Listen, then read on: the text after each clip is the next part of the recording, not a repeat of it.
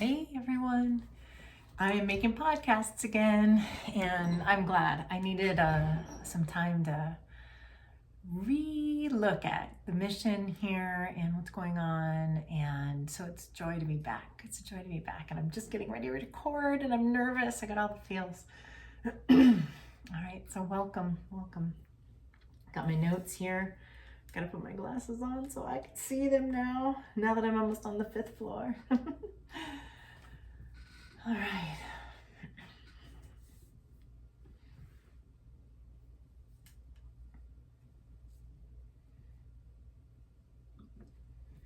Hey, Luminous Ones, this is Natalie Griffin, and I want to thank you for joining me on my new podcast called Sacred, Wild, and Real. The journey begins, and I'm really excited to be here with you tonight. It's just before the new year, and I've been doing that reflection that goes on at the end of a year, the end of an era. It feels like this 2020, it's a little bit bigger than the end of a year, it feels like. And I've just been reflecting on the dumpster fire that 2020 was for so many of us. And I stole that phrase from one of my chicks I follow, Marie Forleo, this dumpster fire. And, you know, there have been so many lessons and so many gifts and so many hardships for so many people in our tribe and community and in my own life. And we've launched in the middle of that these amazing classes of Dharma School students. We had an amazing summer school crew. We had an amazing fall program come in. And we've been getting the same question over and over and over again in our coaching sessions with them. And I wanted to share it with you tonight because it's relevant as we go into the new year and prepare to kind of rebuild what has fallen apart in 2020. To fill what has been cleansed in 2020. As we look to the future, the question really is like, how can we consciously create? But most people are having trouble with that right now because they can't get grounded and they don't feel grounded. And so the question that it keeps coming up is, how can I stay grounded when everything around me is changing? I'm doing all the things, Natalie. That's what they say. I'm doing all the things. I'm doing the breathing and I'm doing the meditating. I'm doing the yoga. God, am I doing the yoga at home? And I'm so tired of it, but it's not helping like it used to. Some people are even going into therapy and doing the positive affirmations and really working hard with all of the tools that they know. And it used to work. And now we're in this environment that is so unpredictable. And I hate to say that phrase of unprecedented times, but we're in a world that is like being in the wilderness. We're in uncharted territory and we don't have a map. And this can be very unnerving for human beings because we like to know where we are, and the feeling of being lost or vulnerable kind of triggers this primordial fear that we have of our own mortality, of our own ruin. And so fight or flight, needless to say, has been kicked into like an ultra high gear in 2020 for most of us. And many of us will get defensive and want to fight and keep people at bay and isolate. Other people will want to flee and run away and isolate. And other people will want to freeze and just check out and numb and just get out of this life that has become so difficult to wrap their heads around. And so when we go to get grounded, we need stronger tools. We need different tools. The tools that used to work in our lives that were still unpredictable, but more predictable than they are now, that's over. That predictability is over. We're living in a topsy-turvy world. And my friends, I hate to tell you, but I don't think that's going to go away. This topsy-turvy, fluid nature of change is going to continue. I think I've shared with you at different times about this prophecy of the times to come. And this prophecy was made, according to my teachers, like back in the 60s. And the times to come are, in many people's viewpoint, are happening now. And I share that viewpoint that we are in those times of change that have been prophesied in what they call the Pachacuti or the Kali Yuga. There are so many different names and different traditions of what was working turning upside down because it is no longer sustainable. So we've seen in 2020 so many things fall apart that were no longer sustainable. The way we are using government, the way that we're doing education, the way that we're doing the banking system, the way that they're doing so many things are right now coming into question. They're getting highlighted because so many things that we're doing are not sustainable, things with the environment. And so in 2020 has been a real choice point for people. And it's been very hard to stay grounded and make conscious choices. So as we go into 2021, I've been thinking, how can we set ourselves up for the most success?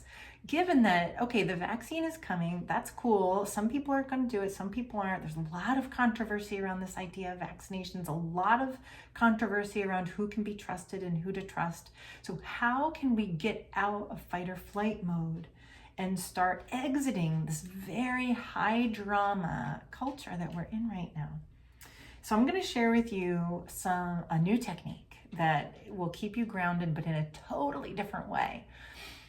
So for some of you, I'm going to go over grounding 101 before I go into the new teachings of how to be grounded. So for grounding 101, if you're not doing these things, then definitely start here on the map. So for getting grounded and centered, feeling present and in your own physical body, in your own physical space, in the present moment, in this time, in this breath, there are some tried and true techniques.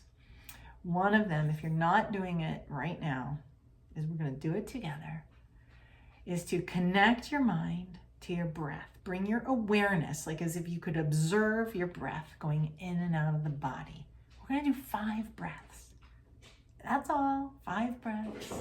So go ahead and take a deep breath in and another breath out and another breath in. Watch it go in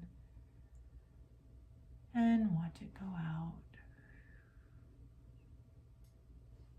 Watch the breath go in. Bring your awareness back to the breath, exhaling. Notice how easy it is to exit, to let your mind wander. Come back to the breath going in. Feel the lungs getting bigger. And then watch yourself exhale.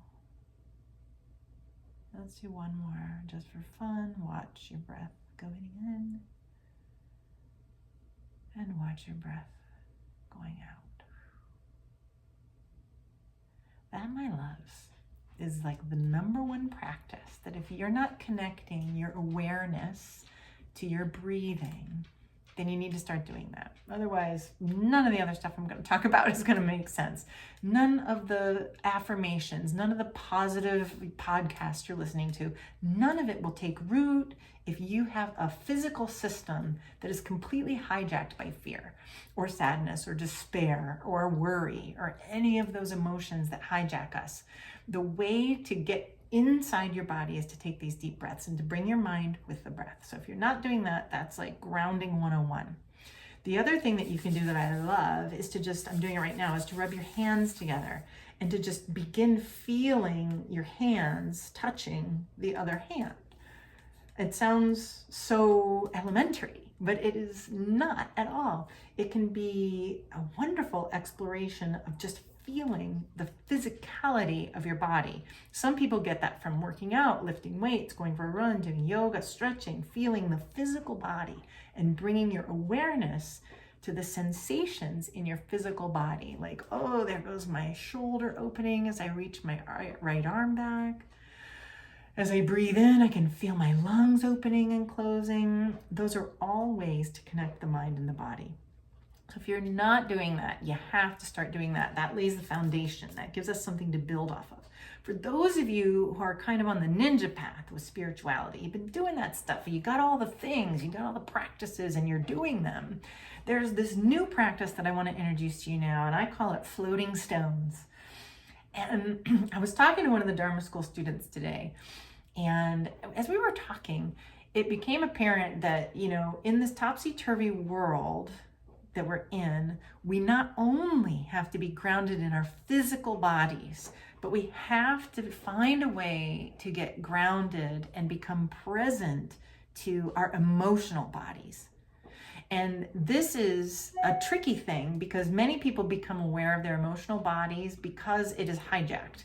That nothing will get you more clarity that you're having an emotional experience than to be completely hijacked for it and shaking your fist at strangers or punching things through walls or crying in your bathroom when everyone's asleep. Those things will alert us to the fact that we're having an overflow of emotion. And we don't have to wait until that crisis point. We can begin cultivating a relationship with our emotional selves. And it is as critical, if not more critical, than becoming in relationship with our physical selves. Our emotions have so much power to them. They inspire us to take action. They inspire us to stop things. They inspire us to create. Our emotions really lead the way. And for most of us, we are not masters of our emotions. They are dragging us around like by the hair, like a cave woman. Our emotions are driving the bus. And so we have to find a way to disconnect that, to uncouple that, so that we can be aware and present to our emotions and kind of delight in them, like Rumi talks about, like guests in our home, as a delight of the human experience. And so this floating stone technique is one of those. So right now, we are in what we call in Dharma school water medicine, which is coming into right relationship with the emotional body. And we use the metaphor of water, the deep waters of the emotional body, the changing waters of the ocean. And if you look at a medicine wheel, there's a north-south axis. It runs straight and true like a ray of sunlight, and it holds a lot of masculine energy, of clarity, of grounding, of vision, of purpose, of decision-making. And those points on the medicine wheel are really powerful. Equally powerful are the western and eastern points on the medicine wheel, which make the cross, the horizontal cross on the medicine wheel. This is the feminine axis of the medicine wheel, and it undulates like a wave. It moves in cycles like the moon. It holds the mystery of unknowable things. And this is the power of the feminine part of the medicine wheel. And these two in union bring balance. So in the western point of the medicine wheel, we're in the feminine energy, which is fluid and changing and mysterious. And 2020 was all about that. It was like the rug got pulled out from underneath us, and we've been floating. And so the question is, how can we feel grounded when our feet are not on the ground, when they're in water? This is the metaphor I like to work with. Nothing became more clear to me, and this is how I came up with this floating stones technique, is by paddleboarding in the ocean. So I love to paddleboard, and I love to paddleboard offshore in the Atlantic Ocean off the coast of Delaware. And the reason I love that is because you can get these huge rolling swells that come in. You know, if you're like half a mile offshore, these gorgeous rolling swells come in, and you ride them up and down. And if there's a cross breeze or a cross current, then there's a lot of action underneath the paddleboard, and it's jiggling and it's moving and it's wanting to drift. And so it's not a stable environment that you're in when you're on a paddleboard in the ocean. It is like 2020. It's like 2021 is probably going to be for time. And so being in an unstable environment that's constantly changing based on winds, based on the ground floor of the ocean, based on currents and temperatures, we have to find a way that we can stay stable in that environment. And the way for us to do that is by standing essentially on a floating stone like a paddleboard. So imagine becoming aware of your feelings. Oh, that one snuck up on me. Sorry, everyone. Imagine standing on this paddleboard, and it's like standing on the stability of your emotional experience. I'm going to say it again because it's weird. There's a metaphor there with the paddleboard. Imagine that standing on that paddleboard, that's this floating stone of a paddleboard, is all you've got to be stable. And it's enough. And you know that you've got this 6-foot thing to stand on, and it's enough. And everything's going to be changing around you, and you're fine. You're stable. You just need a paddleboard underneath you. You just need a floating stone underneath you. You don't need a giant mountain or a huge rock that's not moving. You can be on a paddleboard, on a floating stone, and it's plenty to feel stabilized. And these floating stones are our emotional state. So in this conversation today with this Dharma school student, she was sharing about how she was starting to get really anxious about this interaction that she had had with a loved one. And in this interaction, she felt like her integrity was questioned, and she got in fight or flight mode because she's all geared up because 2020 has been a dumpster fire. So in that, she's like, what can I do? I breathed and I felt bad and I didn't feel like I wanted to punch anyone in the face anymore, but I still don't feel grounded. I just wish I could feel like stabilized, but everything's always changing. So what she identified was, I said, how do you feel? How does that make you feel? And when you were in that conversation, what were the feelings and emotions there? And she identified that really what was making her feel so uncomfortable was that she was feeling exposed, like vulnerable, because she was trying to learn how to do something she's never done before. So she felt vulnerable and she felt scared that she was going to be judged. And once she identified that, her shoulders relaxed, her face relaxed, and her voice slowed down. And she just stood on that floating stone of, oh my gosh, I'm scared. I'm scared of being judged by my loved ones because I don't know what I'm doing. Period. That was it. That's stable. That's truth. So these floating stones is like, how can we find the truth of what we're experiencing right now? Not the story. Like, oh, someone attacked me and then I had to defend myself and I'm trying to set boundaries and the universe is telling me I need to do these things and I had 9 dreams that are telling me these 17 different important things. Those are great stories, like cool story, bro, but that's not the truth that we're experiencing inside of us. So if you want to be a ninja in 2021, then I'm going to invite you to find a way to get down to the core. And boy, was 2020 good for that. 2020 was good for stripping us down to the core of what matters. And we have to keep that practice in 2021. What is it in this moment that you're experiencing? What is happening for you in the moment that you're hijacked, in the moment that you're emotional, in the moment that you feel like you're losing it, in the moment that you feel like you're not going to make it and you feel irritated with every single thing and every single person? What is your experience?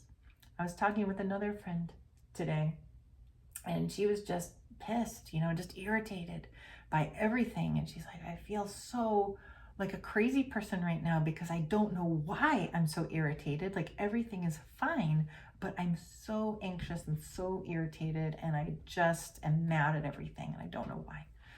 And so rather than have a long story about why she could be mad, which would have led to a lot of cool things, in water medicine, we want to find the floating stone. So all I asked was, how are you feeling? Like, what are the emotions that you're experiencing in that moment? And she was like, I'm just mad. And I said, okay, can you just be mad right now and breathe and stand on that stone? Like, just stand on that stone. You're mad, period. Okay. It's not going to last forever. Emotions aren't designed to last forever. The stories we make up about them are lasting forever sometimes, but our emotions are different. So we've got a new challenge ahead of us now in this topsy-turvy world about how can we stay grounded not only in our bodies, which is important. I mean, you need your body. So that's step one. If you're feeling super hijacked and you don't feel physically anything or you're kind of numb in your body, then it's time to wake up your body, to wake it up by physical touch, by exercise, by breathing, by awareness and meditation. Those practices are really important. Get a dog. Mine's squeaking right now. He wants to be part of the podcast. So you need to get grounded in the body. And to go even more deep, if I'm trying to say this right, to go more deeply into this feeling of stability, then you need to get grounded. This is the level up that I'm offering. You need to level up and get grounded in your feelings, in your emotions, and not be afraid of them, to not be afraid of your anger or your sadness or your joy. You know, I've talked to so many clients this year that are like, I am really happy. And I feel a little bad about that because there's so many people having hardship. And the floating stone is, can you just allow yourself to feel happy? Can you allow yourself to feel safe? Can you allow yourself to feel good? You can. You have permission to have that experience. And then you have permission to have the next experience. And if you could imagine a river that's rushing really fast, instead of trying to cling to the shore, what we wanted, because then imagine that, like the river's rushing, you're clinging to the shore, like, I don't want anything to change. And then all the river rises and you're drowning and you're gargling for air and it's super freaky and scary. Like, instead of all that suffering, what if you let go of the shore and decide that you're going to go find some floating stones? I'm feeling like scared right now. Okay. Oh, good. There's some other people floating around on stones out here in the river that are feeling scared too. Okay. Now I'm feeling hopeful. I think I'm going to start a business in 2021. Okay. Now I'm feeling hopeful, and you can hold on to that stone for a while. And now, oh my gosh, now I'm feeling nervous because I just got in a new relationship and I don't even know if I own pants anymore because I've been in sweatpants for 12 months. And then you just hold on to each moment like a floating stone, knowing that none of them are going to be permanent. None of them are going to be permanent. Life is the great trickery that our perception or assumption that things are going to be permanent. Into the squeaks of the toys of Milo. It's not permanent, my loves. I wish it was. There's so many good moments. You know, Buddhists will say that suffering begins as soon as we get happy because we're afraid we're going to lose the happiness. And that's when we cling to the shore. We think our happiness is because we're on the shore. But happiness is so much deeper than that. It's something that's inside of us. It's something that we generate ourselves through our thoughts, through our choices. And that's what generates happiness. Through our choices and through our thoughts. Choose people that make you feel happy. Choose thoughts that bring happiness. Choose to feel truth, even if it's unhappy, and it can bring safety. Because truth, standing on these little floating stones of truly how you are feeling, is 100 times better than trying to pretend you're happy and it's not true. That's not a safe proposition when we're pretending to be something that we're not. When we're pretending to be something that we're not in a position of strength. It's like a three-legged stool with one leg kind of broken on it. We're not in a position of stability. So being authentically sad is a stronger vantage point than being inauthentically happy. So my friends, I'm offering this tool to you is to feel your feelings and learn how to identify them. If you don't know the words for what you're feeling, there are great tools online. Look up feelings wheel. Just Google it and go to images and you'll see a million different examples of hundreds of names for emotional expressions. Most of us only have access to between 5 and 10, 15 emotional words. And so we don't have enough vocabulary to describe the floating stones of our experience. And we need that vocabulary of what our emotional body is experiencing to gain power, to gain strength, and to gain something that we call emotional mastery. And if we can't master our emotional state, then we will have difficulty mastering our physical state and creating anything we want out of our own lives. The heart of it for me, no pun intended, the heart of it lies in our ability to feel and experience the emotions of a human being with mastery and with grace. And as you practice that, your strength and confidence will grow, and standing on a tiny floating paddleboard in the middle of an undulating sea will be plenty. Knowing how you feel and where you are is plenty. And it will help you navigate 2021 no matter what it brings. And may it bring us all the joy and abundance that we've been yearning for in 2021. I know so many of you are looking for a fresh start in 2021, and me too. So if you're looking for a little bit of a deeper understanding about emotions and about these floating stones that I'm talking about, then I want you to join me. I'm doing a workshop that is all about emotional learning. It's about how to have emotional experiences as a human and not get hijacked by them and actually use them for the creative force that they're meant to have in our lives. We're specifically going to be talking about anger and the gifts and power in that. We're going to be talking about shame and guilt and the gifts and power in each of those. We're going to be talking about hope and joy and how to capture those and create those in your own life. So emotional learning. Look for that. It's going to be on February. I'm looking at my calendar, February 20th, which is a Saturday. And I can't wait. And this is going to be part of a new series. You can take all of them or just start with me on this one. And this is going to be Mastering Your Emotions, because I believe that our hearts are leading the way in 2021. We've been going the wrong way all this time, right? We've been letting our heads master all rational thought above all else. And we've been going the wrong way. We've been going based on fear, based on greed, based on competitiveness. And I think 2021, if nothing else, has been calling us to include elements of collaboration, to include elements of compassion, to include elements of humility and grace into our other great, fine, wonderful, powerful qualities. And it's with this balance of masculine and feminine that's on the horizon that I think is going to be our strongest stance. So in my opinion, we need to grow our emotional mastery to match our mental mastery, to match our physical mastery. So I hope you join me for that ride. All right, this is Natalie Griffin signing off from Sacred, Wild, and Real, where it's real talk about how to stay awake and build consciously this new world that is emerging. And I'm glad to have you all with me. All right, peace and love.